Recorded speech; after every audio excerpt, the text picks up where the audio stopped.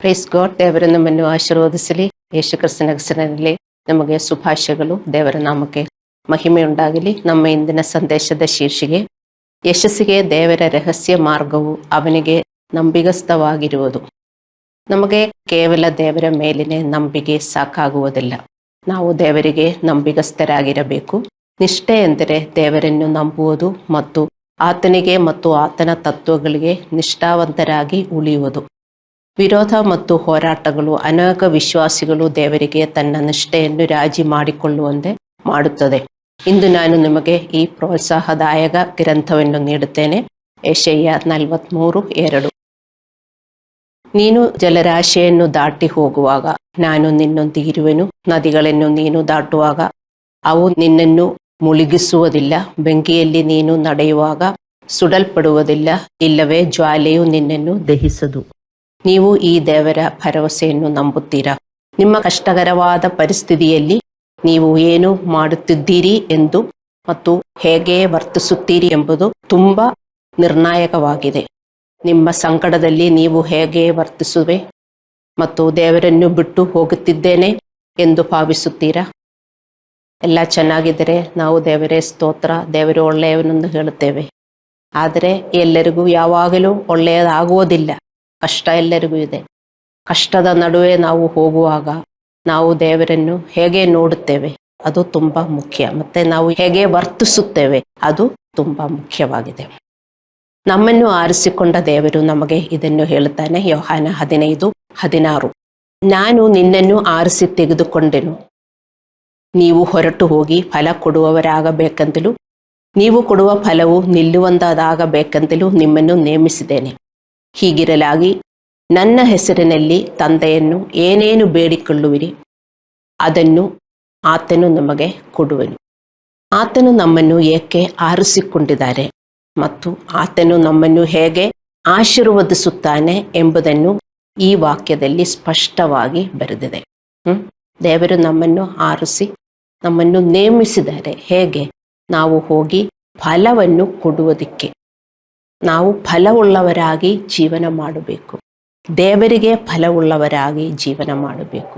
ನಮ್ಮನ್ನು ನೋಡಿದರೆ ಹೌದು ಇವರು ದೇವರಿಂದ ಬಂದವರು ಅಂತ ಜನರಿಗೆ ಅರ್ಥವಾಗಬೇಕು. ಬರೀ ಬೈಬಳು ಹೊತ್ತಿಕೊಂಡು ಸ್ತೋತ್ರ ಸ್ತೋತ್ರ ಅಂತ ಹೇಳಿ ಹೋಗಿದ್ದರೆ ಅದೆಲ್ಲ ಕ್ರಿಸ್ಟಿಯಾನಿಟಿ. ನಮ್ಮನ್ನು ನೋಡಿ ಬೇರೆಯವರಿಗೆ ಅರ್ಥವಾಗಬೇಕು ನಾವು ಕ್ರಿಸ್ಟಿಯನ್ಸ್ ಅಂತ. ನಮ್ಮ ಮುಖದಲ್ಲಿ ಯಾವಾಗಲೂ ಸಂತೋಷವಿರಬೇಕು. ನಾವು ಯಾವಾಗಲೂ ಗ್ಲೂಮಿಯಾಗಿ ಇರಬಾರದು.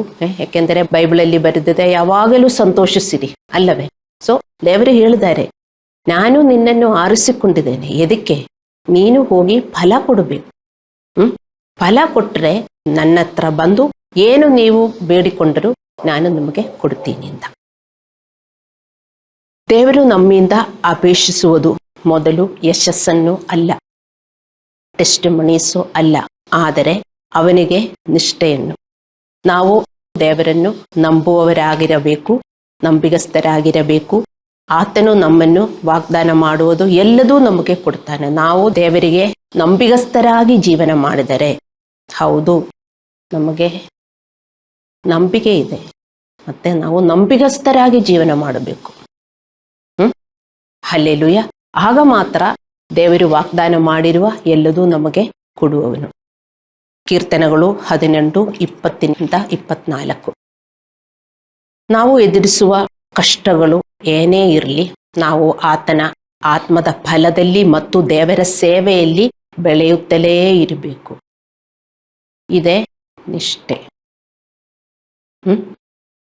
ಏನೇ ಬಂದರೂ ನಮ್ಮಲ್ಲಿ ಆತ್ಮದ ಫಲ ಉಂಟಾಗಬೇಕು ಮತ್ತು ದೇವರ ಸೇವೆಯನ್ನು ನಾವು ಮಾಡಬೇಕು. ಇದಕ್ಕೆ ದೇವರು ನಮ್ಮನ್ನು ಕರೆದಿರುವುದು ಮತ್ತೆ ನಮ್ಮನ್ನು ನೇಮಿಸಿದೆ ಅಂತ ನಾವು ಈ ವಾಕ್ಯದಲ್ಲಿ ಯೋಹಾನ 15:16 ಓದಿದ್ದೇವೆ.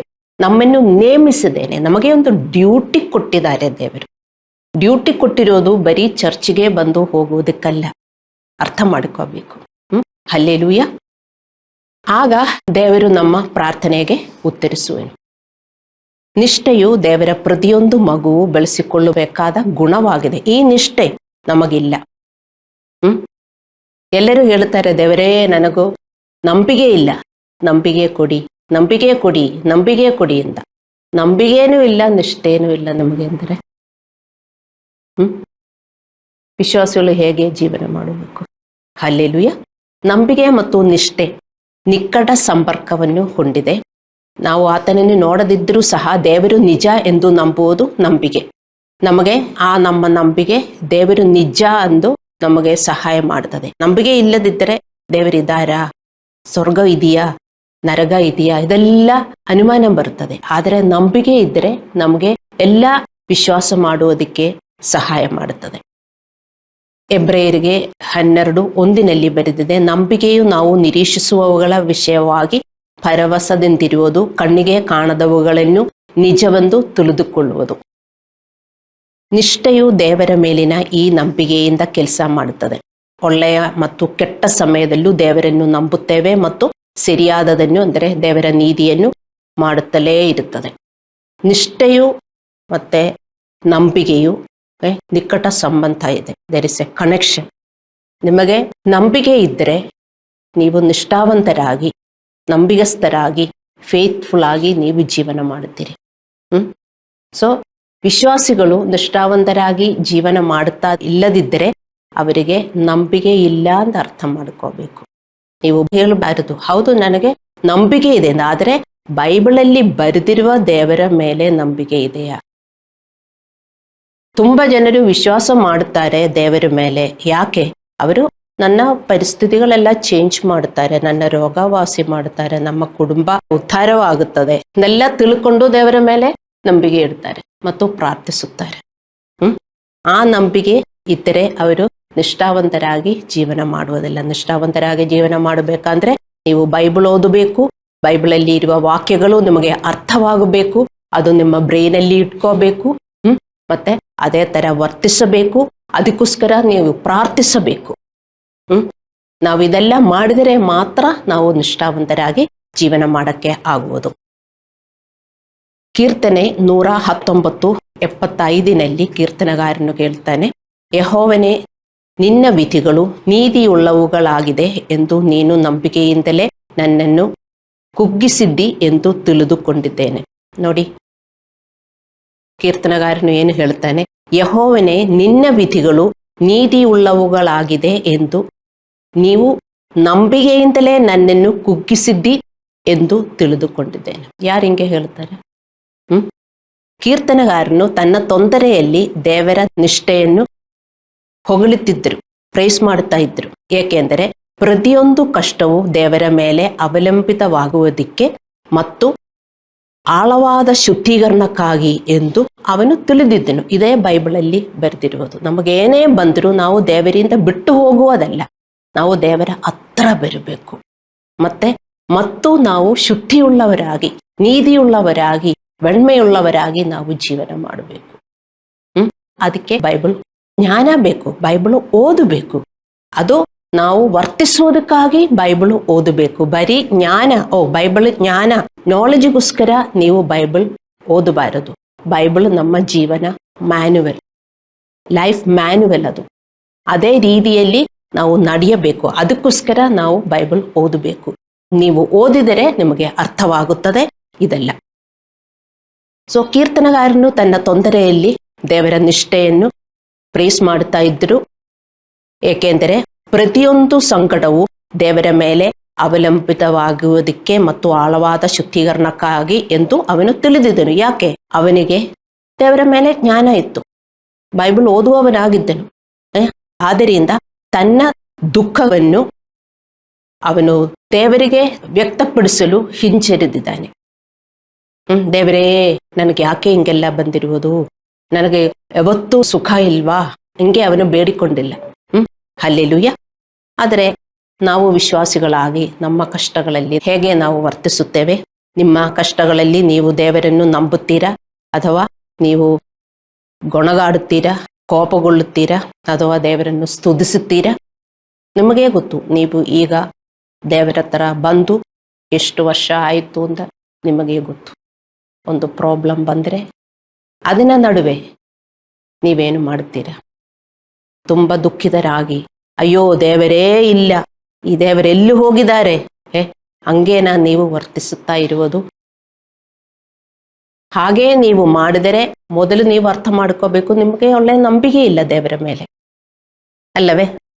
ಯಥಾರ್ಥ ನಂಬಿಕೆ ಇದ್ರೆ, ನಿಜವಾದ ನಂಬಿಕೆ ಇದ್ರೆ ನಾವು ಹಂಗೆ ವರ್ತಿಸೋದಿಲ್ಲ, ಅಲ್ಲವೇ? ಕೀರ್ತನಗಾರನು ತನ್ನ ದುಃಖದ ಬಗ್ಗೆ ದೇವರಿಗೆ ವ್ಯಕ್ತಪಡಿಸಲು ಹಿಂಜರಿಯುತ್ತಾನೆ ಮತ್ತು ಅವನು ತನ್ನ ದುಃಖದಲ್ಲಿ ದೇವರ ಉದ್ದೇಶವನ್ನು ಒಪ್ಪಿಕೊಂಡನು. ಹಲ್ಲೆಲೂಯಾ. ದೇವರಿಗೆ ಎಲ್ಲದಕ್ಕೂ ಒಂದು ಉದ್ದೇಶ ಇದೆ, ಎಲ್ಲದಕ್ಕೂ ಒಂದು ಉದ್ದೇಶ ಇದೆ. ನಾವು ಹಾದು ಹೋಗುವ ಒಂದೊಂದು ಪ್ರಾಬ್ಲಮ್ಸ್ಗೂ ಉದ್ದೇಶ ಇದೆ ಎಂದು ನಾವು ಅರ್ಥ ಮಾಡ್ಕೋಬೇಕು. ದೇವರು ನಮ್ಮನ್ನು ಕೈ ಬಿಡುವ ದೇವರಲ್ಲ, ನಮಗೆ ಆಶೀರ್ವಾದ ಮಾಡುವ ದೇವರು, ನಮ್ಮ ತಂದೆಯವರು, ನಾವು ಅವನ ಮಕ್ಕಳು. ನೀವು ಸ್ವಲ್ಪ ಟೈಮ್ ತಕ್ಕೊಂಡು ದೇವರ ಮೇಲೆ ನೀವು ಯೋಚಿಸಬೇಕು. ನೀವು ಯೋಚಿಸುತ್ತೀರಾ? ದೇವರೆಷ್ಟು ಒಳ್ಳೆಯವನು, ನಾನು ಹೇಗೆ ಜೀವನ ಮಾಡಬೇಕು? ಅವನು ನನ್ನ ತಂದೆ ಅಲ್ವಾ? ನಿಮಗೆ ತುಂಬಾ ಕಷ್ಟವಾಗಿ ನೀವು ಹೋಗ್ತಾ ಇದ್ದರೆ ಸ್ವಲ್ಪ ಟೈಮ್ ತೆಗೆದು you should think, why I am suffering like this? Did God leave me? No no no no.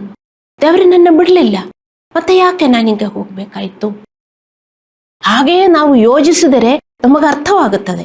ದೇವರೇ ನನ್ನನ್ನು ತಿಳಿಸು, ನೀವು ಪ್ರಾರ್ಥಿಸಬೇಕು, ಆವಾಗ ನಮಗೆ ಚೆನ್ನಾಗಿ ಅರ್ಥವಾಗುತ್ತದೆ. ಆದರೆ ನೀವು ಇಂಥದೆಲ್ಲ ಯೋಚನೆ ಮಾಡುವುದಿಲ್ಲ.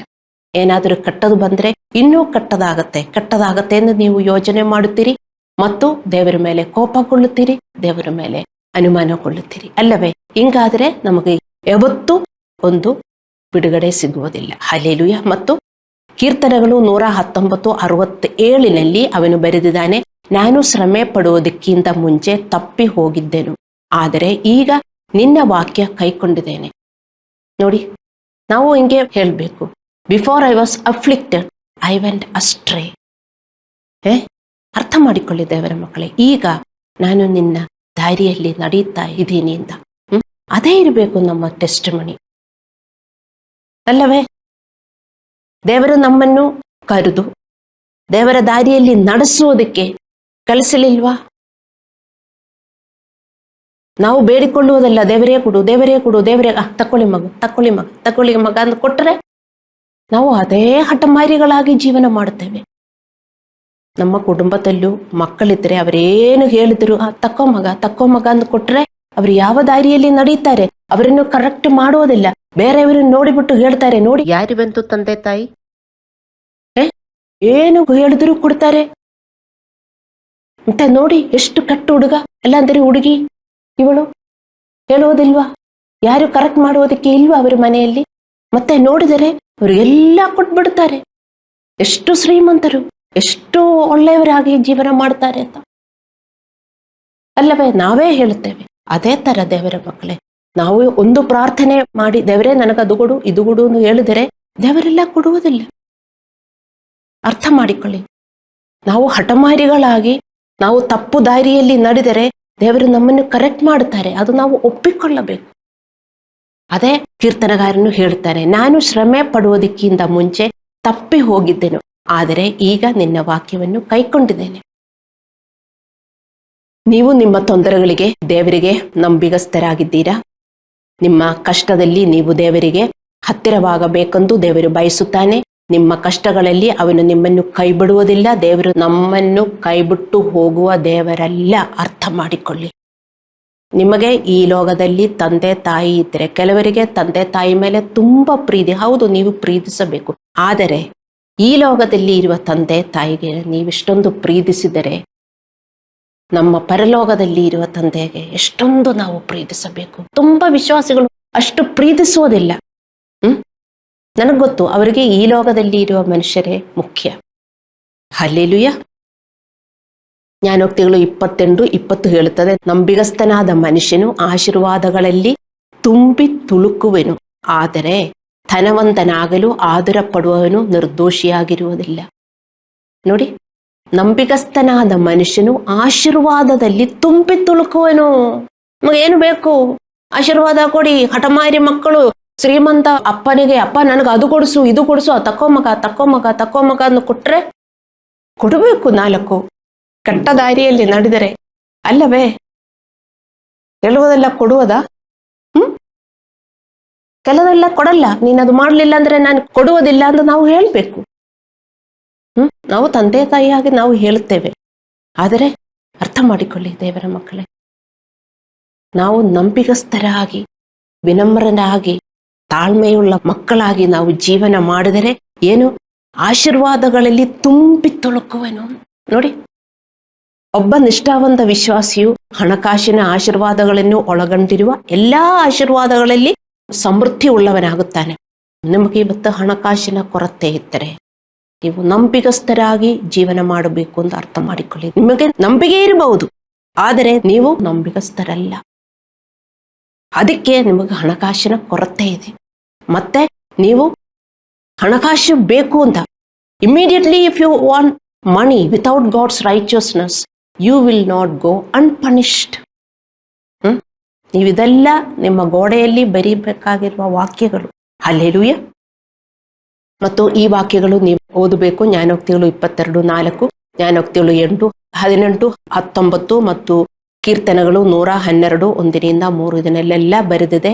ದೇವರ ಭಯದಿಂದ ಯಾರ್ಯಾರು ಜೀವನ ಮಾಡುತ್ತಾರೋ ಅವರಿಗೆ ಎಲ್ಲ ಆಶೀರ್ವಾದಗಳು ದೇವರ ಕೊಡ್ತಾರೆ. ಅವರಿಗೆ ಸಂಪತ್ತು ಮತ್ತೆ ಆರೋಗ್ಯ, ಸಂತೋಷ, ಸಮಾಧಾನ ಎಲ್ಲ ಅವರಿಗೆ ಸಿಗುತ್ತದೆ ಅಂತ. ಅದು ಸುಮ್ಮನೆ ಏನೋ ಒಂದು ಹೇಳುವುದಲ್ಲ. ನಾವು ನಿಷ್ಠಾವಂತರಾಗಿ ಜೀವನ ಮಾಡಿದರೆ ಇದೇ ದೇವರು ಕೊಟ್ಟಿರುವ ಆಶೀರ್ವಾದಗಳು, ಪ್ರಾಮಿಸಸ್. ದೇವರಿಗೆ ನಂಬಿಗಸ್ತರಾಗಿರಲು ದೇವರ ವಾಕ್ಯವನ್ನು ಅಧ್ಯಯನ ಮಾಡಬೇಕು ಮತ್ತು ಅವನ ಆಜ್ಞೆಗಳನ್ನು ನಾವು ತಿಳಿದುಕೊಳ್ಳಬೇಕು, ಅವುಗಳನ್ನು ಪಾಲಿಸುವಂತೆ ಪ್ರಾರ್ಥಿಸಬೇಕು. ಇದು ಅತ್ಯಗತ್ಯ. ನೀವು ಬೈಬಲ್ ಓದಿಲಿಲ್ಲದಿದ್ದರೆ ಬೈಬಲ್ ಓದುವುದಿಲ್ಲ, ಪಾಸ್ಟರ್ನ ಮೆಸೇಜ್ ಕೇಳಿಸ್ಕೊಳ್ಳುವುದಿಲ್ಲ, ಮತ್ತೆ ನಿಮಗೆ ಹೇಗೆ ಗೊತ್ತು ದೇವರೇನು ಹೇಳುತ್ತಾರೆ ಅಂತ? ಇದೆಲ್ಲ ನಮಗೆ ಬರೆದಿರುವ ಪತ್ರ, ಲೆಟರ್ಸ್, ಲವ್ ಲೆಟರ್ಸ್. ಇದೇ ತರ ನಾವು ಜೀವನ ಮಾಡುವುದಕ್ಕೆ. ಸೊ ಅದಕ್ಕೆ ನೀವು ಹೇಳ್ಬಾರ್ದು ನಾನು 5 ಸಾರಿ ಓದಿದ್ದೀನಿ ಅಂತ. ಎಷ್ಟು ಸಾರಿ ನಾವು ಓದಿದರೂ ಸಾಕಾಗುವುದಿಲ್ಲ, ನಾವು ಓದುತ್ತಾ ಇರಬೇಕು. ಹಲ್ಲೆಲೂಯ.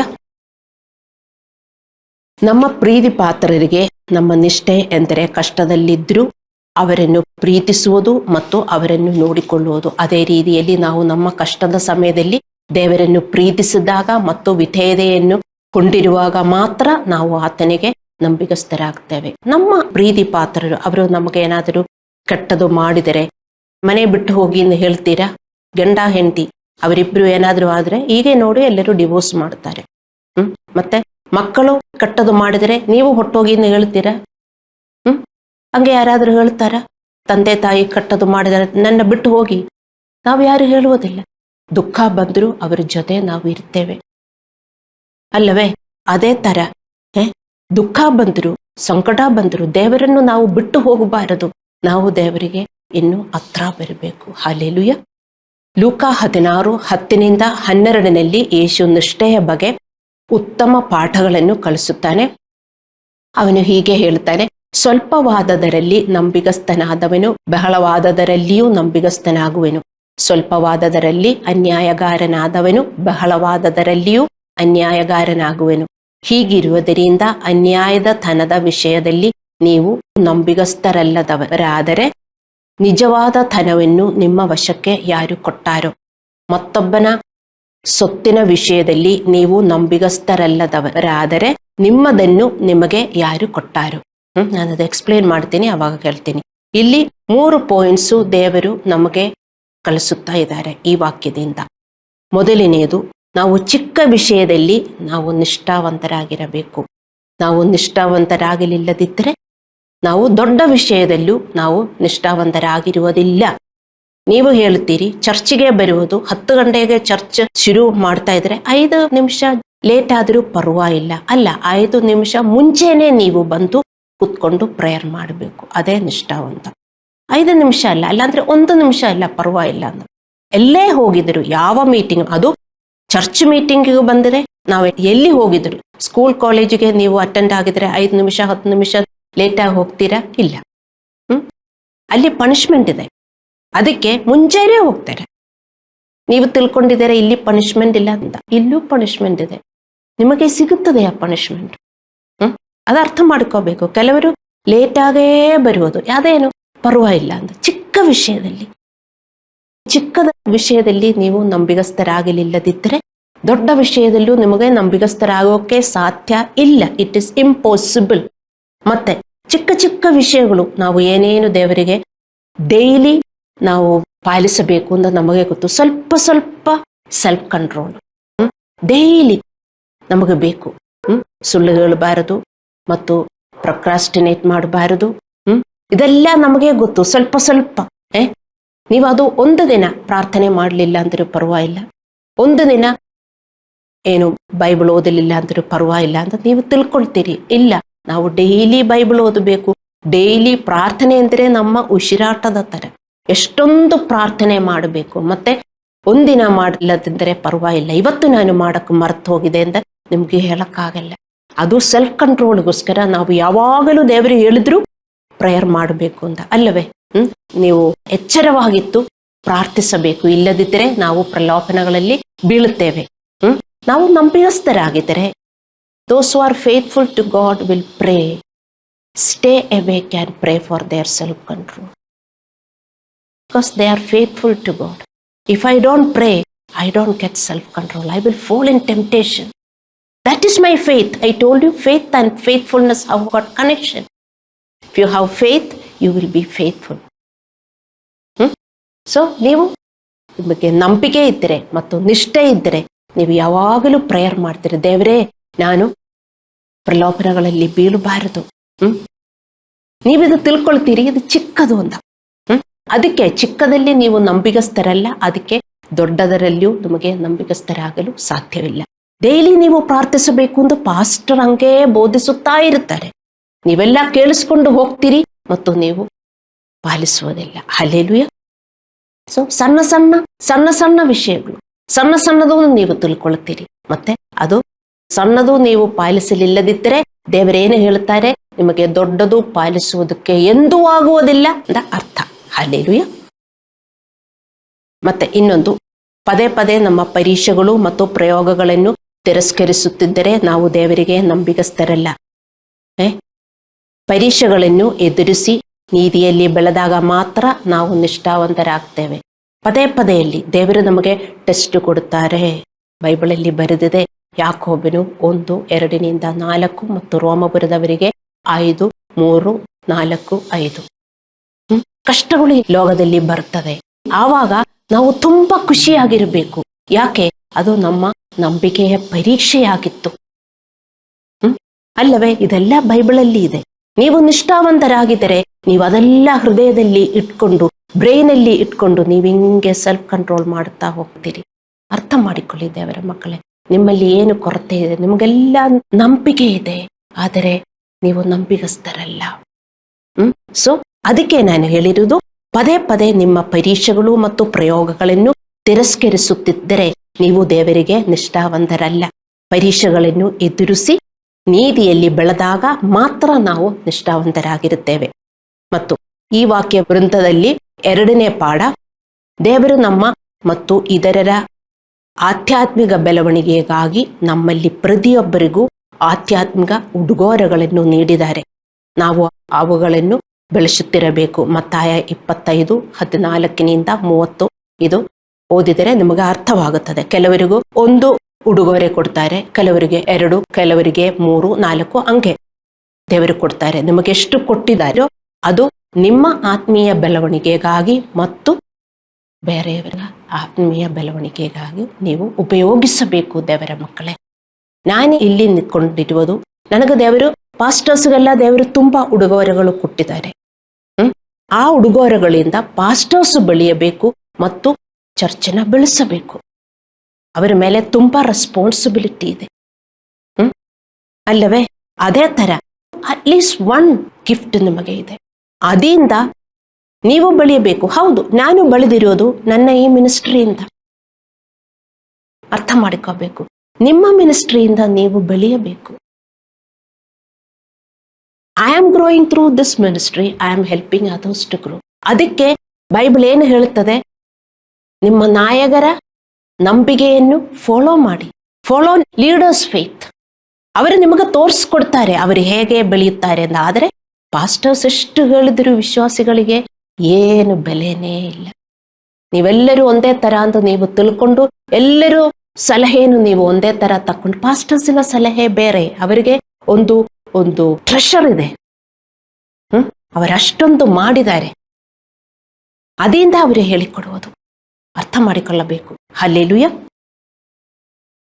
ಸೊ ಈ ಉಡುಗೊರೆ ಎಲ್ಲರಿಗೂ ಇದೆ. ಪಾಸ್ಟರ್ಸ್ಗೆಲ್ಲ ತುಂಬಾ ಇದೆ, ಮತ್ತೆ ಎಲ್ಲಾ ವಿಶ್ವಾಸಿಗಳಿಗೂ ಈ ಉಡುಗೊರೆ ಇದೆ. ಅದು ಪ್ರಾರ್ಥನೆಯ ಉಡುಗೊರೆ ಆಗಿರಬೇಕು, ಮತ್ತು ಜ್ಞಾನದ ಉಡುಗೊರೆ, ತಿಳುವಳಿಕೆಯ ಉಡುಗೊರೆ ಆಗಿರಬೇಕು, ಅಲ್ಲಾಂದ್ರೆ ಇವಾಂಜಲಿಸೋ ಆಗಿರಬೇಕು, ಅಲ್ಲಾಂದ್ರೆ ಪ್ರೋತ್ಸಾಹದ ಉಡುಗೊರೆ ಆಗಿರಬೇಕು, ಅಲ್ಲಾಂದ್ರೆ ನಿಮಗೆ ವಿಷನ್ಸ್ ಅದ ಡ್ರೀಮ್ಸ್ ನೋಡಬಹುದು. ಏನೇ ಆದರೂ ದೇವರು ಕೊಡುತ್ತಾರೆ. ಅದರಿಂದ ನೀವು ಉಪಯೋಗಿಸಲಿಲ್ಲದಂದ್ರೆ ನೀವು ಬೆಳೆಯುವುದಿಲ್ಲ. ಬರೆದಿಡಿ. ಯಾರು ನಿಮ್ಮ ಉಡುಗೊರೆ ಬೆಳೆಸುತ್ತಾ ಇಲ್ಲ ಅವರು ಎಂದೂ ಬೆಳೆಯುವುದಿಲ್ಲ.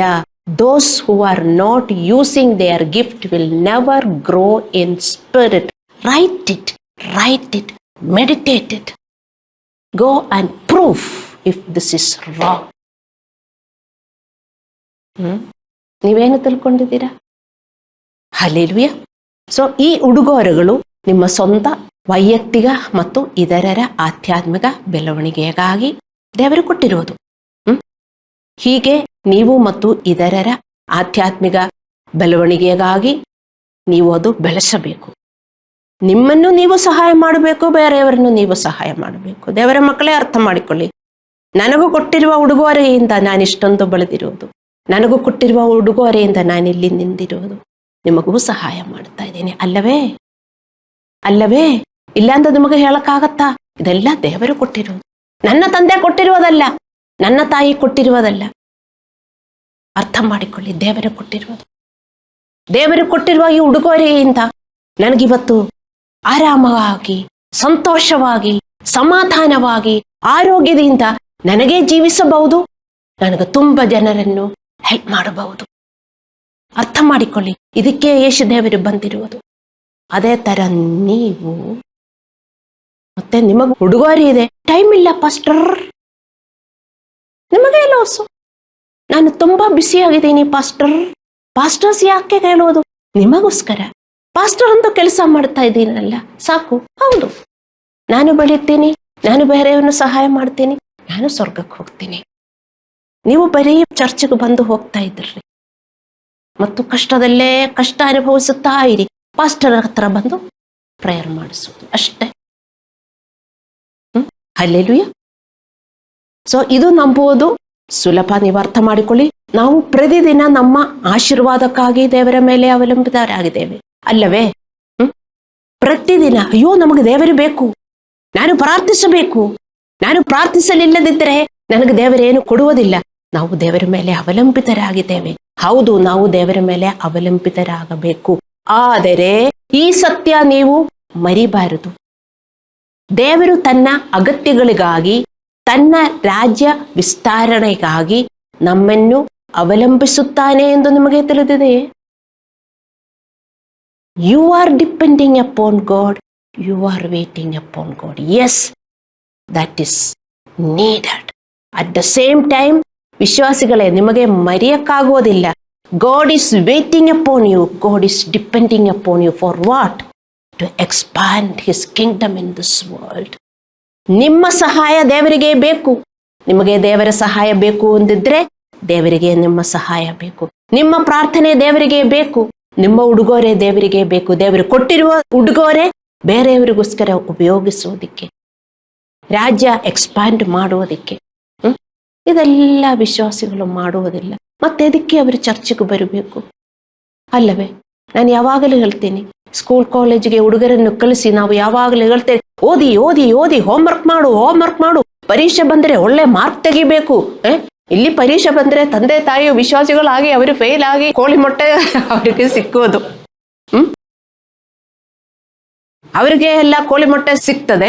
ಮತ್ತೆ ಮಕ್ಕಳಿಗೆ ಟಾಪರ್ ಆಗಬೇಕು, ನೀನು ಟಾಪರು. ನಾನು ಅದಕ್ಕೆ ಆಪೋಸಿಟ್, ಅಲ್ಲವೇ? ಯೋಚನೆ ಮಾಡಿ ದೇವರ ಮಕ್ಕಳೇ, ನಾವು ಟಾಪರ್ ಆಗಬೇಕು. We are not the tail, we are the head. We don't borrow money, we will lend. Looking at our blessings, people will be jealous of us. ಇದೇ ದೇವರು ನಮಗೆ ಕೊಟ್ಟಿರುವ ಆಶೀರ್ವಾದ. ಆದರೆ ನಮ್ಮನ್ನೇ ನೋಡಿ ಯಾರು ಚರ್ಚಲ್ಲಿ ಬರುವುದಿಲ್ಲ. ನೀವು ಕರೆದರೂ ಬರಲ್ಲ. ಅಯ್ಯೋ ನಿಮ್ ತರ ನಮ್ಗೆ ಕಷ್ಟನೇ ಬೇಡ ಪಪ್ಪ, ಬೇಡ ಬೇಡ ಬೇಡ ಬೇಡ, ನಾವೇ ಎಲ್ಲಿ ಇರ್ತೀವೋ ಹಾಗೇ ಇರ್ತೀವಿ. ನಿಮ್ಮನ್ನ ನೋಡಿ ಯಾರಾದ್ರೂ ಬರ್ತಾರೆ. ಅದಕ್ಕೆ ಚರ್ಚಲ್ಲಿ ನೀವೆಷ್ಟು ಜನರನ್ನ ಕರ್ಕೊಂಡು ಬರ್ತಾ ಇದ್ದೀರಾ? ಟೆಸ್ಟ್ ಮಣಿ ನಾನು ಹೇಳ್ತಾ ಇದ್ದೀನಿ, ಒಬ್ಬರನ್ನು ಕರ್ಕೊಂಡು ಬರಕ್ಕಾಗಲ್ಲ. ಅರ್ಥ ಮಾಡಿಕೊಳ್ಳಿ ದೇವರ ಮಕ್ಕಳೇ. ಹಲ್ಲೆಲೂಯಾ. ಸೊ ದೇವರು ನಮ್ಮನ್ನು ನೋಡ್ತಾ ಇದ್ದಾರೆ. ದೇವರು ಇದರನ್ನು ಆಶೀರ್ವದಿಸಲು, ಅವರ ಪಾಪ ಜೀವನದಿಂದ ನಿಷ್ಠಾವಂತ ಜೀವನಕ್ಕೆ ತಿರುಗಿಸಲು ನಮ್ಮ ಪ್ರಾರ್ಥನೆ ಬೇಕು. ಅದಕ್ಕೆ ದೇವರು ನಮ್ಮನ್ನು ಅವಲಂಬಿಸುತ್ತಾನೆ. ನಮ್ಮ ಅನ್ಸೇವ್ಡ್ ಕುಟುಂಬದ ಸದಸ್ಯರಿಗಾಗಿ ನಾವು ಪ್ರಾರ್ಥಿಸಬೇಕು. ಮತ್ತು ಈ ಜಗತ್ತಿನ ರಕ್ಷಣೆಗೋಸ್ಕರ ನಾವು ಪ್ರಾರ್ಥಿಸಬೇಕು. ದೇವರಿಗೆ ನಿಮ್ಮ ಪ್ರಾರ್ಥನೆ ಅತ್ಯಗತ್ಯವಾಗಿದೆ. ದೇವರ ಮಕ್ಕಳೇ, ಅರ್ಥ ಮಾಡಿಕೊಳ್ಳಿ. ನಿಮ್ಮ ಪಾದ್ರಿಗೋಸ್ಕರ ನೀವು ತುಂಬ ಪ್ರಾರ್ಥಿಸಬೇಕು. ಪಾದ್ರಿಗಳಿಗೆ ಸಭೆಯ ಪ್ರಾರ್ಥನೆ ಇಲ್ಲದಿದ್ದರೆ ಅವರಿಗೆ ಸಭೆ ನಡೆಸುವುದಕ್ಕಾಗುವುದಿಲ್ಲ. ಸಭೆ ನಡೆಸುವುದಕ್ಕೆ ನಿಮ್ಮ ಪ್ರಾರ್ಥನೆ ಬೇಕು.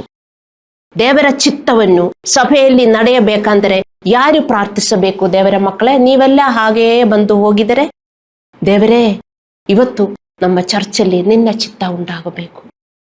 ಪಾಸ್ಟರ್ ಚೆನ್ನಾಗಿ ಬೋಧಿಸಬೇಕು. ಪಾಸ್ಟರ್ನ ಬಾಯಲ್ಲಿ ನೀನು ವಾಕ್ಯ ಕೊಡಬೇಕು. ಇದೆಲ್ಲ ನೀವು ಪ್ರಾರ್ಥಿಸಬೇಕು. ವಿಶ್ವಾಸಿಗಳೆಲ್ಲ ಚೆನ್ನಾಗಿ ಪ್ರಾರ್ಥನೆ ಮಾಡಿದರೆ ಪಾಸ್ಟರ್ಸ್ಗೆ ಚೆನ್ನಾಗಿ ಬೋಧಿಸೋದಕ್ಕಾಗತ್ತೆ. ಮತ್ತೆ ಚರ್ಚಲ್ಲಿ ದೇವರ ಪ್ರೆಸೆನ್ಸ್, ಉಪಸ್ಥಿತಿ ತುಂಬಾ ಇರುತ್ತದೆ. ದೇವರ ಮಕ್ಕಳೇ, ಇದು ವಿಶ್ವಾಸಿಗಳು ಜಸ್ಟ್ ಬಂದು ಹೋಗ್ತಾರೆ. ನಿಮ್ಮ ಮನೆಯಲ್ಲಿ ಒಂದು ಪ್ರೋಗ್ರಾಮ್ ಇದ್ರೆ, ಅರ್ಥ ಮಾಡಿಕೊಳ್ಳಿ ದೇವರ ಮಕ್ಕಳೇ, ನಿಮ್ಮ ಮನೆಯಲ್ಲಿ ಒಂದು ಪ್ರೋಗ್ರಾಮ್ ಇದ್ರೆ ನಿಮ್ಮ ಮನಸ್ಸಲ್ಲಿ ಏನಿದೆ? ಯಾವಾಗಲೂ ಆ ಪ್ರೋಗ್ರಾಮ್ ಬಗ್ಗೆ ನೀವು ಯೋಚಿಸುತ್ತಾ ಇರ್ತೀರಿ. ಏನು ಯೋಚಿಸುತ್ತಾ ಇರ್ತೀರಿ? ಅದೆಲ್ಲ ಕೆಟ್ಟದಾಗಬೇಕು ಎಂದು ಯೋಚಿಸುತ್ತಾ ಇರ್ತೀರಾ? ಇಲ್ಲ, ಎಲ್ಲ ಚೆನ್ನಾಗಿ ನಡೆಯಬೇಕು ಎಂದು ನೀವು ಯಾವಾಗಲೂ ನೀವು ಯೋಚಿಸುತ್ತಾ ಇರ್ತೀರಲ್ವಾ? ಅದೇ ತರ ಸಂಡೇ ಟ್ಯೂಸ್ಡೇ ನಮಗೆ ಸರ್ವಿಸ್ ಇದೆ. ನಿಮ್ಮ ಮನಸ್ಸು ಯಾವಾಗಲೂ ಪ್ರತಿ ವಾರ, ಒಂದೇ ದಿನ ಅಲ್ಲ, ಸಾಟರ್ಡೆ ಅಂಡ್ ಮಂಡೇ ಅಲ್ಲ ನೀವು ಯೋಚಿಸೋದು. ಯಾವಾಗಲೂ ದೇವರೇ ಸಂಡೇ ಸರ್ವಿಸ್ ಚೆನ್ನಾಗಿ ನಡೆಯಬೇಕು, ಟ್ಯೂಸ್ಡೇ ಸರ್ವಿಸ್ ಚೆನ್ನಾಗಿ ನಡೆಯಬೇಕು, ಪಾಸ್ಟರ್ಗೆ ಒಳ್ಳೆ ಶಕ್ತಿ ಕೊಡಬೇಕು ನಡೆಸೋದಿಕ್ಕೆ. ಒಬ್ಬೊಬ್ಬರಿಗೂ ನೀವು ಹಂಗೇ ಪ್ರಾರ್ಥನೆ ಮಾಡಬೇಕು. ದೇವರಿಗೆ ನಿಮ್ಮ ಪ್ರಾರ್ಥನೆ ಅತ್ಯಗತ್ಯವಾಗಿದೆ. ದೇವರ ಮಕ್ಕಳೇ, ಅರ್ಥ ಮಾಡಿಕೊಳ್ಳಿ. ನಿಮಗೆ ವಿಶ್ವಾಸ ಇದೆ, ನಂಬಿಕೆ ಇದೆ, ಆದರೆ ನೀವು ನಂಬಿಗಸ್ತರಲ್ಲ. ನೀವು ದೇವರ ಮೇಲೆ ಅವಲಂಬಿತರಾಗಿರ್ತೀರಿ, ಆದರೂ ದೇವರು ನಿಮ್ಮನ್ನು ಕಾಯುತ್ತಾ ಇದ್ದಾರೆ. ಅರ್ಥ ಮಾಡಿಕೊಳ್ಳಿ. ಪಾಸ್ಟರ್ಸ್ನ ಶಕ್ತಿ ಕೊಡುವುದು ಯಾರು? ಸಭೆ, ಅವರ ಕುಟುಂಬ ಅಲ್ಲ. ಪಾಸ್ಟರ್ಸ್ನ ಕುಟುಂಬದಲ್ಲಿ ತುಂಬಾ ಜನರು ಇನ್ನೂ ದೇವರ ಕಡೆ ಬಂದಿರುವುದಿಲ್ಲ. ನೀವು ಅರ್ಥ ಮಾಡ್ಕೋಬೇಕು. ಪಾಸ್ಟರ್ನ ತರ ನಿಲ್ಲುವುದಿಲ್ಲ ಎಲ್ಲರೂ ಪಾಸ್ಟರ್ ಮನೆಯಲ್ಲಿ. ಅವರಿಗೆ ಶಕ್ತಿ ಸಭೆ. ಅರ್ಥ ಮಾಡಿಕೊಳ್ಳಿ ದೇವರ ಮಕ್ಕಳೇ. ಇದಕ್ಕೆ ನಾವು ಒಟ್ಟಿಗೆ ನಿಲ್ಲುವುದು, ಒಂದು ಕುಟುಂಬ ಆಗಿ. ನಿಮ್ಮ ಮನೆಯಲ್ಲಿ ಯಾರ್ಯಾರು ನೆಂಡರು ಬರ್ತಾ ಇದ್ರೆ ಅವರ ಯೋಜನೆಯೇ, ಅಯ್ಯೋ ಬಿರಿಯಾನಿ ಮಾಡಬೇಕು, ಅಲ್ಲಾಂದ್ರೆ ಮಟನ್ ತಕ್ಕೋಬೇಕು, ಅಲ್ಲಾಂದ್ರೆ ಚಿಕನ್ ತಕ್ಕೋಬೇಕು, ಯಾವುದು ತಕ್ಕೋಬೇಕು, ಯಾವಾಗಲೂ ಅದೇ. ಅದರಲ್ಲಿ ಏನ್ ಹಾಕ್ಬೇಕು, ಯಾವ ಮಸಾಲೆ ಹಾಕ್ಬೇಕು, ಯಾವ ತರ ಹಾಕ್ಬೇಕು, ಅಲ್ಲವೇ? ಯಾವಾಗಲೂ ಅದೇ ಅಲ್ಲ ಚಿಂತೆ. ನಿಮಗೆ ಒಳ್ಳೆಯ ಅಡಿಗೆ ಮಾಡಿ ಅವರಿಗೆ ಕೊಡಬೇಕು, ಅದೇ ಚಿಂತೆ. ಒಳ್ಳೇದಾಗಬೇಕು ಎಲ್ಲರಿಗೂ ಹಂಗೆ. ಅಲ್ಲಾಂದ್ರೆ ಒಂದು ಬರ್ಡೇ ಪಾರ್ಟಿ ಇದ್ರೆ, ಅಲ್ಲಾಂದ್ರೆ ಬೇರೆ ಏನಾದ್ರೂ ಪಾರ್ಟಿ ಇದ್ರೆ ಅದೇ ನೀವು ಯೋಚಿಸೋದು. ಆದರೆ ನೀವು ಹೋಗುವ ಚರ್ಚಲ್ಲಿ ಎಷ್ಟು ಮೀಟಿಂಗ್ ಇದೆ, ಅದಕ್ಕೋಸ್ಕರ ನೀವು ಯಾವಾಗಲೂ ಯೋಚನೆ ಮಾಡಬೇಕು. ದೇವರೇ, ಈ ಸಭೆ ಚೆನ್ನಾಗಿ ನಡೆಯಬೇಕು, ಪಾಸ್ಟರ್ ಚೆನ್ನಾಗಿ ಬೋಧಿಸಬೇಕು, ನಿನ್ನ ಉಪಸ್ಥಿತಿಯಲ್ಲಿ ಇರಬೇಕು, ನನಗೂ ಬೇಕಾದದನ್ನು ನನಗೂ ಬೇಕು, ಎಲ್ಲರಿಗೂ ಕೊಡಬೇಕು. ದೇವರೇ, ನೀವು ಪ್ರಾರ್ಥಿಸಬೇಕು. ಪ್ರಾರ್ಥಿಸುತ್ತೀರಾ? ಇಲ್ಲ, ನನಗಷ್ಟು ಸ್ಪಷ್ಟವಾಗಿದೆ. ಹಲ್ಲೆಲೂಯಾ. ನೋಡಿ, ನೀವಿಂಗೆ ಮಾಡಲಿಲ್ಲದಿದ್ರೆ ಲೂಕ 16:12 ಯೇಸುದೇವರು ಹೇಳಿದರು, ಮತ್ತೊಬ್ಬನ ಸೊತ್ತಿನ ವಿಷಯದಲ್ಲಿ ನೀವು ನಂಬಿಗಸ್ತರಲ್ಲದವರಾದರೆ ನಿಮ್ಮದನ್ನು ನಿಮಗೆ ಯಾರು ಕೊಟ್ಟಾರೋ? ಅರ್ಥ ಮಾಡಿಕೊಳ್ಳಿ. ಯಾರಿಗೂ ಬರೆದಿರುವುದು? ಇದು ನಿಮ್ಮ ಬೈಬಲಲ್ಲಿ ಇಲ್ವಾ? ಯಾರಿಗೂ ಬರೆದಿರುವುದು? ನಿಮಗೆ ದೇವರ ಮಕ್ಕಳೇ. ಅದನ್ನಲ್ಲಿ ಬರೆದಿದೆ. ಯೇಸುದೇವರು ಹೇಳ್ತಾ ಇದ್ದಾರೆ, ಮತ್ತೊಬ್ಬನ ಸೊತ್ತಿನ ವಿಷಯದಲ್ಲಿ ನೀವು ನಂಬಿಗಸ್ತರಲ್ಲದವರಾದರೆ ನಿಮ್ಮದನ್ನು ನಿಮಗೆ ಯಾರು ಕೊಟ್ಟಾರು? Please listen to me very carefully. ಇದರ ಅರ್ಥವೇನು? ನಿಮ್ಮೊಳಗೆ ಇನ್ನೊಬ್ಬನ ವಿಷಯ, ಇನ್ನೊಬ್ಬನ ಥಿಂಗ್ ಏನಿದೆ ಅರ್ಥ ಮಾಡಿಕೊಳ್ಳಿ. ಮತ್ತೊಬ್ಬನ ಸೊತ್ತಿನ ವಿಷಯದಲ್ಲಿ ನೀವು ನಂಬಿಗಸ್ತರಲ್ಲದವರಾದರೆ, ಮತ್ತೊಬ್ಬರದು ನಿಮಗೆ ಏನಿದೆ ನೀವು ಹೇಳ್ತೀರಿ, ನಿಮ್ಮಲ್ಲಿ ಏನಿದ್ರು ಅದು ನಿಮ್ಮ ಜೈವಿಕ ಕುಟುಂಬದಿಂದ ಬಂದಿದ್ದು ಅಲ್ಲವೇ? ನೀವು ಹೇಳ್ತೀರಿ, ನನ್ನ ಬ್ರೈನು, ನಮ್ಮ ಅಪ್ಪನ ಬ್ರೈನು, ನಾನು ಚೆನ್ನಾಗಿ ಹಾಡ್ತೀನಿ, ನಮ್ಮ ತಾಯಿ ಸಿಂಗರು, ಮತ್ತೆ ನಾನು ತುಂಬಾ ಬುದ್ಧಿವಂತ, ನಮ್ಮ ಅಪ್ಪನೂ ಬುದ್ಧಿವಂತ, ಎಲ್ಲ ನಂತೆ. ಹೌದು, ಎಲ್ಲ ಇಟ್ಕೊಳ್ಳಿ, ನಿಮ್ದೇ ಅದೆಲ್ಲ. ಆದರೆ ದೇವರು ಹೇಳ್ತಾರೆ, ನಾನು ಕೊಟ್ಟಿದ್ದೀನಿ ನಿಮಗೆ. ನೀವೆಷ್ಟೆಲ್ಲ ನೀವು ಪ್ರೈಡ್ ಹೇಳ್ತಾ ಇದ್ದೀರಲ್ಲ, ನಮ್ಮ ದೊಡ್ಡಪ್ಪ ಯಾರಾಗಿದ್ರು ನಿಮಗೆ ಗೊತ್ತಾ? ಅವರ ಬ್ರೇನೇ ನನಗೆ ಸಿಕ್ಕಿರುವುದು. ನನ್ನ ಕಣ್ಣು ನೋಡಿ ನಮ್ಮ ಅತ್ತೆದು ಹಿಂಗೆಲ್ಲ ನೀವು ಹೇಳ್ತೀರಾ. ನನ್ನ ಕಲರ್ ನೋಡಿ, ಹೌದು, ಅವರದೆಲ್ಲ DNA ನಮಗೆ ಸಿಗುತ್ತದೆ, ಏನು ಡೌಟ್ ಇಲ್ಲ. ಆದರೆ ನೀವು ದೇವರ ಮಕ್ಕಳಾಗಿ ಜ್ಞಾನ ಸ್ನಾನ ತಕ್ಕೊಂಡು ದೇವರ ಕುಟುಂಬದಲ್ಲಿ ಬಂದಿದ್ದರೆ, ದೇವರಿಂದ ನಿಮಗೆ ಏನಿದೆ? ಹೋಲಿ ಸ್ಪಿರಿಟು ಮತ್ತು ದೇವರು ಕೊಟ್ಟಿರುವ ಉಡುಗೊರೆ, ಅದು ನಿಮ್ಮದಲ್ಲ. ಅದು ನಿಮ್ಮದಲ್ಲ, ನಿಮ್ಮ ಜೈವಿಕ ಕುಟುಂಬದಿಂದ ಬಂದದಲ್ಲ. ಅದು ನಿಮ್ಮ ಸ್ಪಿರಿಚುವಲ್ ಕುಟುಂಬದಿಂದ ಬಂದಿರುವುದು, ದೇವರು ಕೊಟ್ಟಿರುವುದು ಹೋಲಿ ಸ್ಪಿರಿಟ್ ಅನ್ನು ಮತ್ತು ಉಡುಗೊರೆಗಳು. ಈ ವಿಷಯದಲ್ಲಿ ನೀವು ನಂಬಿಗಸ್ತರಾಗಲಿಲ್ಲದಿದ್ದರೆ ನಿಮ್ಮದನ್ನು ನಿಮಗೆ ಯಾರು ಕೊಟ್ಟಾರೋ ಅಂತ. ನಿಮ್ಮಲ್ಲಿ ಮತ್ತು ಇದರಲ್ಲಿ ದೇವರ ಆತ್ಮದ ಫಲಗಳು ಉತ್ಪಾದಿಸಲು ನಾನೀಗ ಎಕ್ಸ್ಪ್ಲೇನ್ ಮಾಡಿದೆ, ಹೋಲಿ ಸ್ಪಿರಿಟ್ ಗಿಫ್ಟ್ ಅನ್ನು ಕೊಟ್ಟಿದ್ದಾರೆ. ನೀವು ಇದಕ್ಕೆ ನಿಷ್ಠರಾಗಲಿಲ್ಲದಿದ್ದರೆ ಮತ್ತು ಸ್ವಾರ್ಥಿ ಜೀವನವನ್ನು ನಡೆಸಿದರೆ, ಯೇಸು ಹೇಳುತ್ತಾ ಇದ್ದಾರೆ, ನಿಮ್ಮದನ್ನು ನಿಮಗೆ ಯಾರು ಕೊಟ್ಟಾರೋ. ಏನು ನಿಮ್ಮದು ದೇವರ ಮಕ್ಕಳೇ? ಬೈಬಲಲ್ಲಿ ತುಂಬಾ ಆಶೀರ್ವಾದಗಳು, ಪ್ರಾಮಿಸಸ್ ಕೊಟ್ಟಿದ್ದಾರೆ, ಎಲ್ಲ ಎಸ್ ಅಂಡ್ ಆಮೆನ್. ನಿಮಗಲ್ಲದು, ದೇವರ ಮಕ್ಕಳಿಗೆ, ನಿಷ್ಠಾವಂತ ದೇವರ ಮಕ್ಕಳಿಗೆ. ಮತ್ತೆ ದೇವರು ನಮಗೆ ರಾಜ್ಯ, ಸ್ವರ್ಗದ ಜೀವನ, ಶಾಶ್ವತ ಜೀವನ ಪ್ರಾಮಿಸ್ ಮಾಡಿದೆ. ಯಾರಿಗೆ? ದೇವರ ಮಕ್ಕಳಿಗೆ, ನಿಷ್ಠಾವಂತ ದೇವರ ಮಕ್ಕಳಿಗೆ. ಅರ್ಥ ಮಾಡಿಕೊಳ್ಳಿ ದೇವರ ಮಕ್ಕಳೇ, don't get offended at me. ದೇವರ ಮಕ್ಕಳೇ, ಇದೇ ಸತ್ಯ. ಎಲ್ಲರೂ ಸ್ವರ್ಗಕ್ಕೆ ಸೇರುವುದಿಲ್ಲ. ದೇವರ ಮಕ್ಕಳು, ದೇವರ ನಿಷ್ಠಾವಂತ ಮಕ್ಕಳು ಸ್ವರ್ಗಕ್ಕೆ ಸೇರುವುದು. ನಿಷ್ಠಾವಂತ ಮಕ್ಕಳಿಗೆ ಬರೀ ನಂಬಿಕೆಯಲ್ಲ, ಅವರು ನಂಬಿಗಸ್ತರಾಗಿ ಜೀವನ ಮಾಡುತ್ತಾರೆ. ಅವರಿಗೆ ಗೊತ್ತು, ಹೌದು, ದೇವರು ಕೊಟ್ಟಿರುವ ದೇವರ ಹೋಲಿ ಸ್ಪಿರಿಟ್ ನನ್ನಲ್ಲಿ ಇದೆ. ಅದಕ್ಕೆ ನಾನು ಸೆಲ್ಫ್ ಕಂಟ್ರೋಲ್ ಮಾಡಿ ದೇವರ ತರ ಇಲ್ಲಿ ನಡೆಯೋದಕ್ಕೆ, ಮತ್ತೆ ದೇವರ ಉಡುಗೊರೆ ನನ್ನಲ್ಲಿ ಇದೆ. ಅದು ಎದಕ್ಕೆ? ನಾನು ದೇವರಲ್ಲಿ ಬೆಳೆಯುವುದಕ್ಕೂ ಬೇರೆಯವರನ್ನು ಬೆಳೆಸೋದಕ್ಕೂ ನಾನದು ಉಪಯೋಗಿಸಬೇಕು. ನೀವು ನಂಬಿಗಸ್ತರಾಗಿ ಜೀವನ ಮಾಡಿದರೆ ಮಾತ್ರ ದೇವರ ಮಕ್ಕಳೇ, ದೇವರು ಪ್ರಾಮಿಸ್ ಮಾಡಿದ ಎಸ್ ಅಂಡ್ ಆಮೆನ್ ಆಶೀರ್ವಾದಗಳು ನಿಮಗೆ ಸಿಕ್ಕುವುದು, ಮತ್ತೆ ಸ್ವರ್ಗದ ಜೀವನನೂ ಸಿಗುವುದು. ಇಲ್ಲದಿದ್ದರೆ ನನ್ನ ಮೇಲೆ ವಿಶ್ವಾಸಿಗಳೇ ಕೋಪಗೊಳ್ಳಬೇಡ. ಯಾರ್ಯಾರು ಯೂಟ್ಯೂಬಿನಿಂದ ನೋಡ್ತಾರೋ ಅವರು ಯಾರು ನನ್ನ ಮೇಲೆ ಕೋಪಗೊಳ್ಳಬೇಡ. ಇದೇ ಇದರಲ್ಲಿ ಬರೆದಿರುವುದು. ನಾನು ಯಾಕೆ ಇಲ್ಲಿ ನಿಂತ್ಕೊಳ್ಳುವುದು? ನನಗೆ ಕಷ್ಟವಿಲ್ಲ, ನನ್ನ ಮನೆಯಲ್ಲಿ ಕೆಲಸ ಇಲ್ವಾ? ಅಲ್ಲಾಂದ್ರೆ ನನಗೂ ಬೇರೆ ಈ ಲೋಕದಲ್ಲಿ ಕೆಲಸ ಸಿಗುವುದಿಲ್ಲ. ನನ್ನ ಕೆಲಸ ಬಿಟ್ಟು ನಾನು ಈ ಕೆಲಸ ಮಾಡ್ತಾ ಇದ್ದೀನಿ. ನಾನೊಂದು ಹೆಂಗಸಾದರೂ ನಾನು ಮಾಡ್ತಾ ಇದ್ದೀನಿ. ನನ್ನನ್ನು ತುಂಬಾ ಜನ ಅಕ್ಸೆಪ್ಟ್ ಮಾಡುವುದಿಲ್ಲ, because I am A woman. ಆದರೂ ಕಷ್ಟ ಸಹಿಸಿಕೊಂಡು, ನನಗೆ ಗೊತ್ತು ನನ್ನ ಕಾಲಿಂಗ್ ಇಸ್ ವಾಟ್ ಅಂತ. ನಿಮಗೆಲ್ಲ ಗೊತ್ತಿದ್ದರು, ನಾನೊಂದು ಉದಾಹರಣೆಯಾಗಿ ನಿಮಗೆ ತೋರಿಸಿಕೊಟ್ಟಿದ್ದರು. ನೀವು ಹೇಗೆ ಜೀವನ ಮಾಡ್ತಾ ಇದ್ದೀರಿ ದೇವರ ಮಕ್ಕಳೇ? ನನ್ನ ಉಡುಗೊರೆಯಿಂದ ನಾನಿಲ್ಲಿ ತನಕ ಬಂದಿರುವುದು, ಮತ್ತೆ ನಿಮ್ಮನ್ನು ಸಹಾಯ ಮಾಡಿರುವುದು. ನೀವೇನು ಮಾಡ್ತೀರಿ ನಿಮ್ಮ ಉಡುಗೊರೆ ಅಂತ? ನೀವು ಪ್ರಾರ್ಥನೆ ಮಾಡ್ತೀರಾ? ನೀವು ತುಂಬಾ ಬ್ಯುಸಿಯಾಗಿದ್ದೀರಾ? ಟೈಮೇ ಇಲ್ಲ? ನಿಮ್ಮದೇ ಆಗಿರುವುದು, ನಿಮ್ಮದನ್ನು ನಿಮಗೆ ಯಾರು ಕೊಟ್ಟಾರು? So don't expect any promises from God. Don't expect heaven also. You cannot expect. Sorry to tell you this is what is written in the Bible. Hallelujah. ಮತ್ತು 3ನೇ ಪಾಯಿಂಟ್, 2 ಪಾಯಿಂಟು ನಿಮ್ಗೆ ಅರ್ಥವಾಯಿತು. ಚಿಕ್ಕದಲ್ಲಿ ನಾವು ನಂಬಿಗಸ್ತರಾಗಿರಬೇಕು, ಚಿಕ್ಕ ವಿಷಯದಲ್ಲಿ ಮತ್ತು ಉಡುಗೊರೆ ಇನ್ನೊಬ್ಬರ ವಿಷಯದಲ್ಲಿ ನೀವು ನಂಬಿಗಸ್ತರಾಗಲಿಲ್ಲದಿದ್ದರೆ ನಿಮ್ಮದನ್ನು ಯಾರು ನಮಗೆ ಕೊಟ್ಟಾರು. 3ನೇ ಪಾಯಿಂಟು, ಲೂಕ 16:11 ಯೇಸುದೇವರಿಗೆ ಹೇಳಿದರು, ಅನ್ಯಾಯದ ತನದ ವಿಷಯದಲ್ಲಿ ನೀವು ನಂಬಿಗಸ್ತರಲ್ಲದವರಾದರೆ ನಿಜವಾದ ತನವನ್ನು ನಿಮ್ಮ ವಶಕ್ಕೆ ಯಾರು ಕೊಟ್ಟಾರೋ. ನಿಮ್ಮ ಹಣದಿಂದ ನೀವು ದೇವರಿಗೆ ನಂಬಿಗಸ್ತರಾಗಿರಬೇಕು. ದೇವರ ಸೇವೆ ಮಾಡಲು ನಿಮ್ಮ ಹಣವನ್ನು ನೀವು ನೀಡಬೇಕು. ನಿಮ್ಮ ಆದಾಯದ ಪಾಲನ್ನು ದೇವರ ರಾಜ್ಯದ ಕೆಲಸಕ್ಕಾಗಿ ನೀವು ನೀಡಬೇಕು. ಜ್ಞಾನೋಕ್ತಿಗಳು 3:9 ಬರೆದಿದೆ, ನಿಮ್ಮ ಆದಾಯದಿಂದಲೂ ಬೆಳೆಯ ಪ್ರಥಮ ಫಲದಿಂದಲೂ ಯೆಹೋವನನ್ನು ಸನ್ಮಾನಿಸು. ನಿಮ್ಮ ಜೀವನದಲ್ಲಿ ದೇವರ ಕೆಲಸವನ್ನು ನೀವು ನಿಮ್ಮ ಹಣದಿಂದ ಗೌರವಿಸಬೇಕು. ದೇವರು ನನಗೆ ಇಷ್ಟೊಂದು ಮಾಡಿದ್ದಾರೆ ಎಂದು ನೀವು ಆ ಗೌರವದಿಂದ, ಆ ಪ್ರೀತಿಯಿಂದ ದೇವರಿಗೆ ಕೊಡಬೇಕು. ಇದು ದೇವರ ಆಜ್ಞೆಯಾಗಿದೆ. ತುಂಬಾ ಜನರು ಹೇಳ್ತಾರೆ, ನನಗೆ ದುಡ್ಡಿಲ್ಲ, ಎಲ್ಲ ಸಾಲ ಸಾಲ ಸಾಲ ಸಾಲ. ಆದರೂ ನೀವು ಊಟ ಮಾಡ್ತಾ ಇಲ್ವಾ? ಎಲ್ಲ ಸಾಲ ಅಂತ ಹೇಳ್ತೀರಿ, ನೀವು ಊಟ ಮಾಡುವುದಿಲ್ವಾ? ಎಲ್ಲೂ ಓಡಾಡುವುದಿಲ್ವಾ? ಅದೆಲ್ಲ ಹೆಂಗೆ ನಡೆಯುವುದು?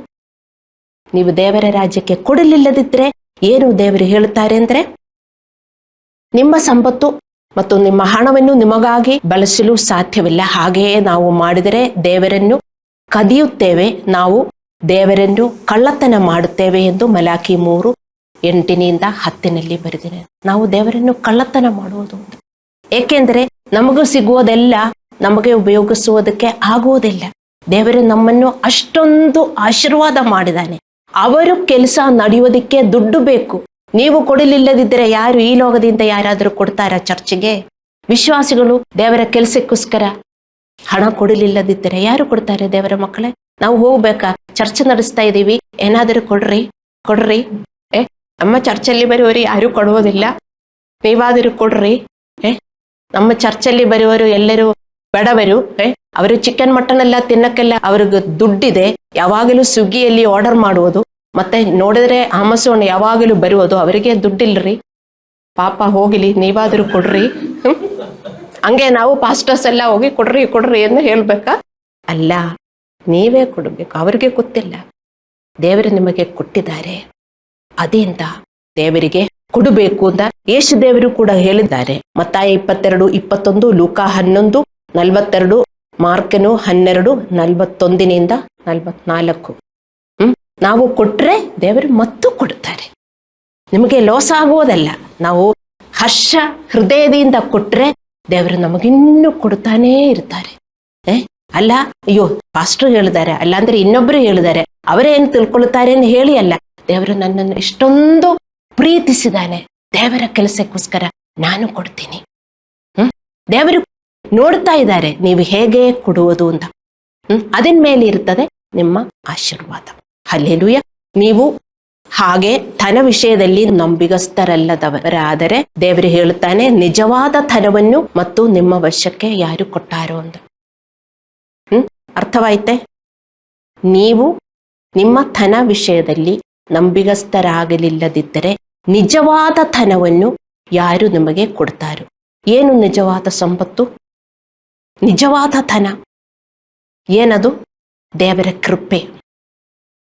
2ನೇ ಕೊರಿಂಥದವರಿಗೆ 9:6-11 ನೀವು ಓದಿದರೆ ನಿಮಗೆ ಅರ್ಥವಾಗುತ್ತದೆ. ದೇವರ ಹಣದಿಂದ ನೀವು ಕೊಡುವವರಿಗೆ ದೇವರ ಕೃಪೆ ಇನ್ನೂ ವರ್ತಿಸುತ್ತದೆ ಅಂತ. ಮತ್ತು ಎಲ್ಲದರಲ್ಲೂ they have all sufficiency in everything.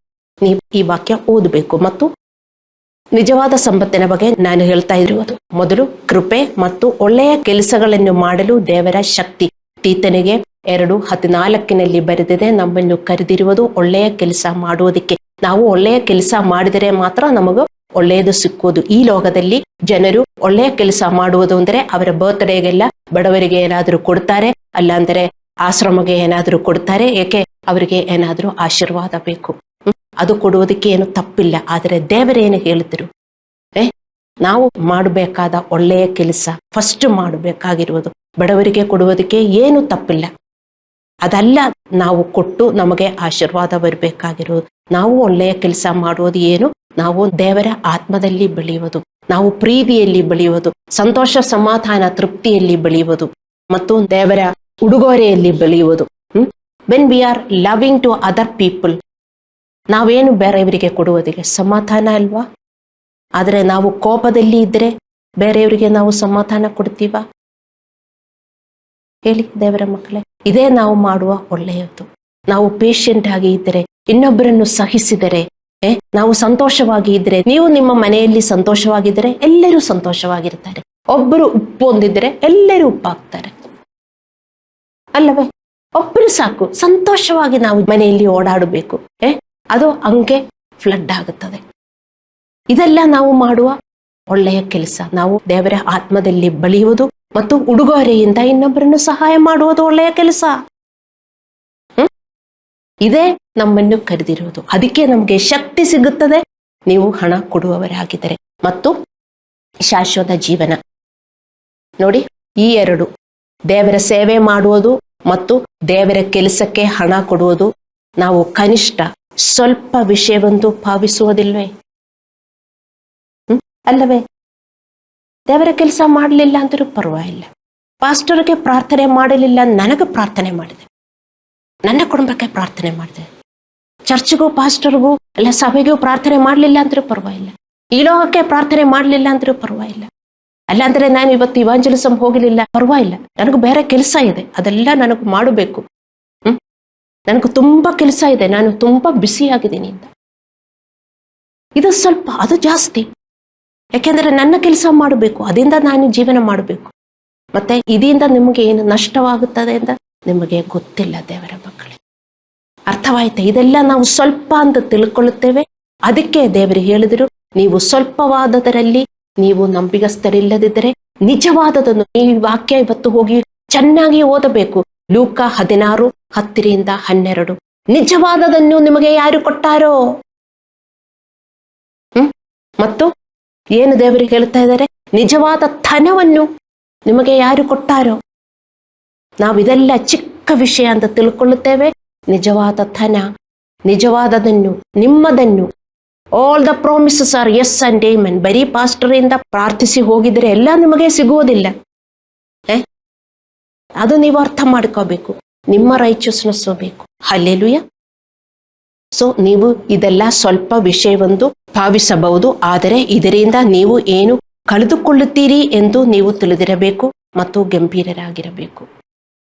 ಈ ವಾಕ್ಯ ಓದಿಬಿಟ್ಟು ಇದರಿಂದ ನೀವು what you are going to lose by being selfish life, what you are going to lose by not being faithful to God, ನೀವು ಅರ್ಥ ಮಾಡಿಕೊಂಡು ಇವತ್ತೊಂದು ಜೀವನ ಮಾಡ್ರಿ ದೇವರ ಮಕ್ಕಳೇ.